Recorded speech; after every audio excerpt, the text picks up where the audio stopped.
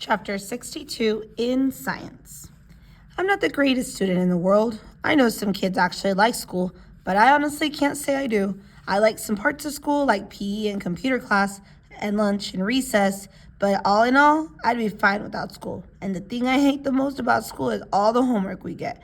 It's not enough that we have to sit through class after class and try to stay awake while they fill our heads with all this stuff we will probably never need to know, like how to figure out the surface area of a cube or what the difference is between kinetic and potential energy.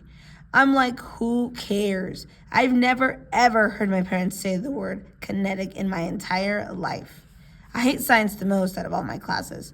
We get so much work, it's not even funny. And the teacher, Miss Rubin, is so strict about everything, even the way we write our headings on the top of our papers. I once got 2 points off of a homework assignment because I didn't put the date on top. Crazy stuff.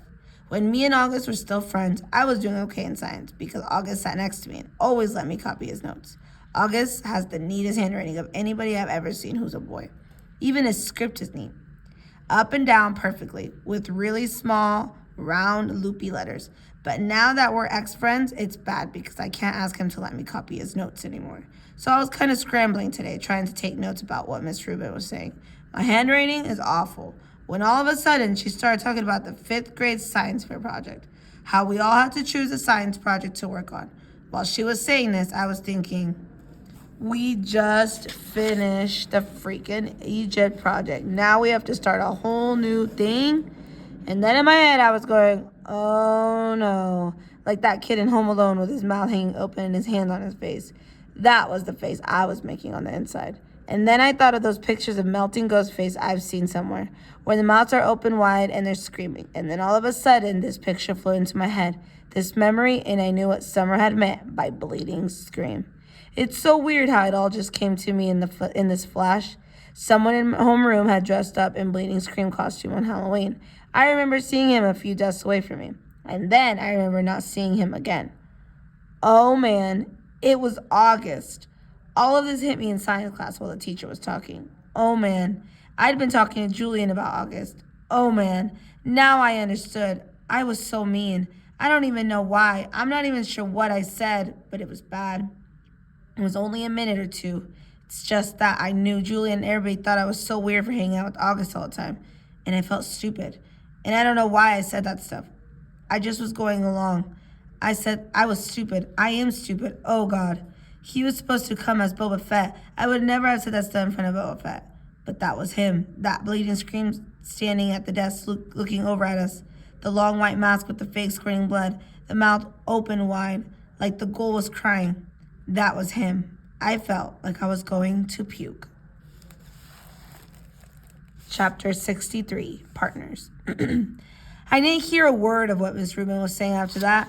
Blah, blah, blah. Science fair project, blah, blah, blah. Partners, blah, blah. It was like the way grown-ups talk in Charlie Brown movies. Like someone talking underwater. Mwah, mwah, mwah, mwah, mwah. Then all of a sudden, Miss Rubin started pointing to kids around the class. Reed and Tristan, Maya and Max, Charlotte and Jimena, August and Jack. She pointed to us when she said this. Miles and Amos, Julian and Henry, Savannah, and I didn't hear the rest. Huh, I said. The bell rang. So don't forget to get together with your partners to choose a project from the list, guys, said Miss Rubin as everyone started taking off. I looked up at August, but he had barely put his backpack on and was practically out the door. I must have had a stupid look on my face because Julian came over and said, "Looks like you and your best buds are partners." He was smirking when he said this. I hated him so much right now. Then, "Hello, Earth to Jack Will," he said when I didn't enter him. "Shut up, Julian." I was putting my loose leaf binder away in my backpack and just wanted him away from me. "You must be so bummed you got stuck with him," he said. "You should tell Miss Rubin you want to switch partners. I bet she'd let you." "No, she wouldn't," I said. "Ask her." "No, I don't want to." "Miss Rubin," Julian said, turning around and raising his hand at the same time. Miss Rubin was erasing the chalkboard at the front of the room. She turned when she heard her name. "No, Julian," I whispered, screamed. What is it, boys?" she said impatiently. "Could we switch partners if we wanted to?" said Julian, looking very innocent. "Me and Jack had this science fair project idea we wanted to work on."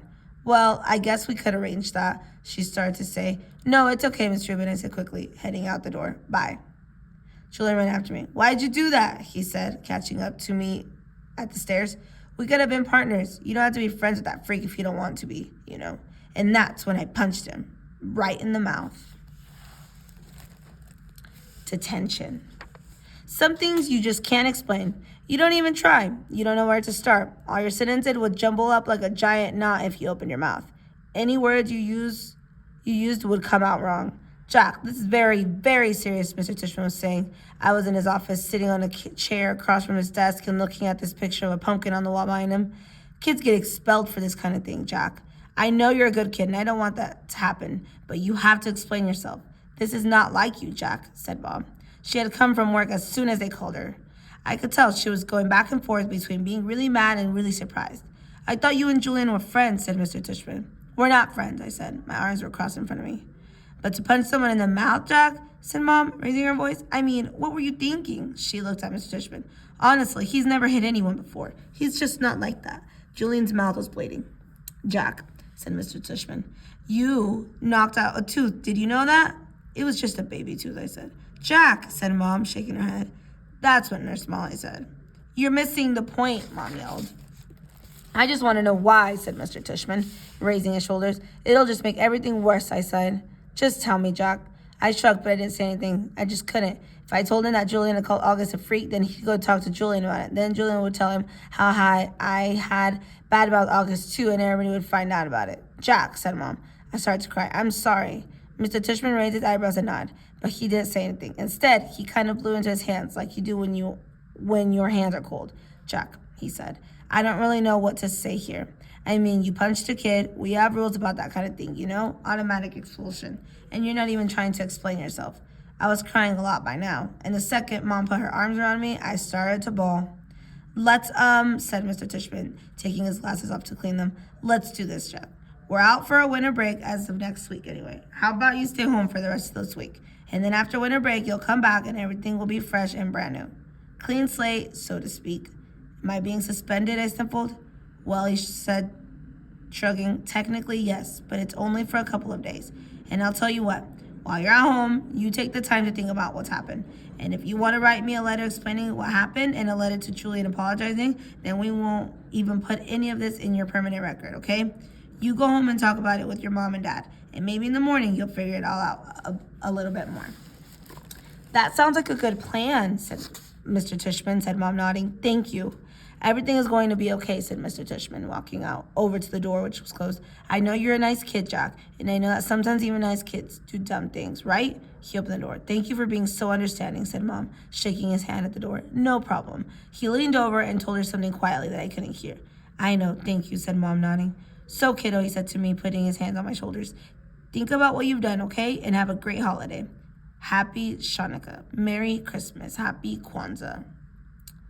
I wiped my nose with my sleeve and started walking out the door. Say thank you to Mr. Tishman, said Mom, tapping my shoulder. I stopped and turned around, but I couldn't look at him. Thank you, Mr. Tishman, I said. Bye, Jack, he answered. Then I walked out the door. Season's greetings. Weirdly enough, when we got back home and Mom brought in the mail, there was a holiday card from both Julian's family and August's family. Julian's holiday card was a picture of Julian wearing a tie, looking like he was about to go to the opera or something. August's holiday card was of a cute old dog wearing reindeer antlers, a red nose, and red booties. There was a cartoon bubble above the dog's head that read, Ho, ho, ho. On the inside of the card, it read, To the Will family, peace on earth, love Nate, Isabel, Olivia, August, and Daisy. Cute card, huh? I said to Mom, who had hardly said a word to me all the way home. I think she honestly just didn't know what to say. That must be their dog, I said.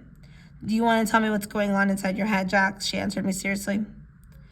I bet you they put a picture of their dog on the card every year, I said. She took the cards from my hand and looked at the picture carefully. Then she raised her eyebrows to her shoulders and gave me back the card. We're very lucky, Jack. There's so much we take for granted. I know, I said. I knew what she was talking about without her having to say it.